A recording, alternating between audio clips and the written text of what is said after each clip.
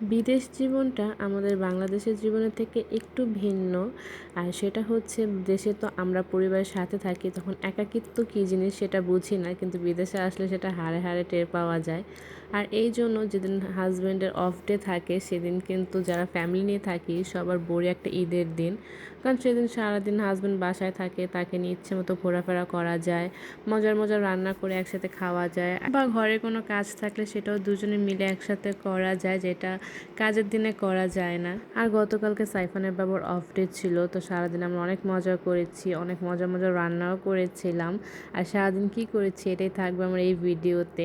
সকালে আমরা বোয়া ভাত রান্না করেছিলাম, আর সাইফানকে স্কুল থেকে নিয়ে আস্তে আস্তে আমাদের সকালে নাস্তায় খেতে খেতে দুপুর হয়ে গেছে। এই জন্য দুপুরে আমাদের কিছু আর রান্না করা লাগেনি। তো বিকেলবেলা এখন আমি সাইফানের বাবার জন্য একটা চানা মাখা করছিলাম, এটা সাইফানের বাবার অনেক পছন্দ। আর এখানে পেঁয়াজ বেরেস্তাগুলো করলে না কেমন যেন পুড়ে যায় আর নেতিয়ে যায়, যেটা আমাদের দেশের পেঁয়াজ বেরেস্তার মতো হয় না। তারপর আমি একটু করেছিলাম, যেটাকে বলে দুধের স্বাদ ঘোলে মেটানোর মতোই আর কি।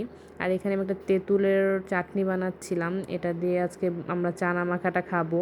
তো এখানে আমার চানা মাখাটাও রান্না হয়ে গেছে, এখন উপরে আমি একটু গার্নিশিং করে দিচ্ছিলাম শসা, বেরেস্তা প্লাস টক দিয়ে, সাথে আমি একটু কাঁচা পেঁয়াজও দিয়েছিলাম। আর এই মাখাটা আমার হাজব্যান্ডের অনেক অনেক পছন্দ, সে তো খেয়ে একদম খুশি হয়ে গেছে আর বলছিল অনেক মজা হয়েছে।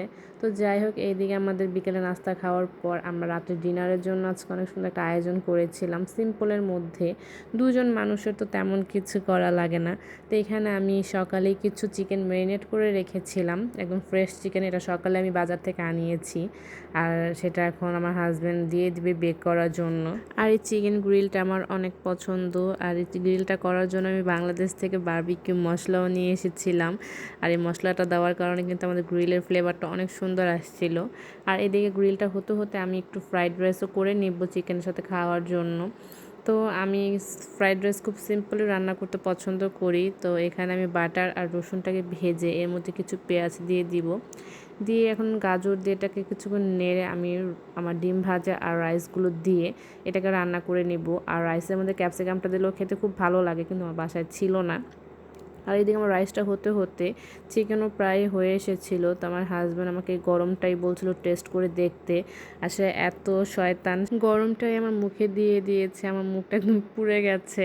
তা আমার কি কম কিসের, গরমটা তাকেও খাইয়েছি। যাই হোক, শোধবাদ। আর এইদিকে আমার এখন রাইসটা একদম কমপ্লিট, আর রাইসটা একদম ঝরঝরা হয়েছিল।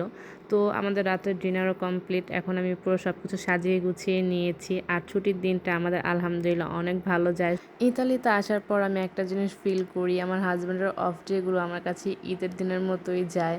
তো যাই হোক, ভিডিওটা এই পর্যন্ত শেষ করে দিলাম। আশা করি সবাই খুব ভালো থাকবেন। আল্লাহ হাফিজ।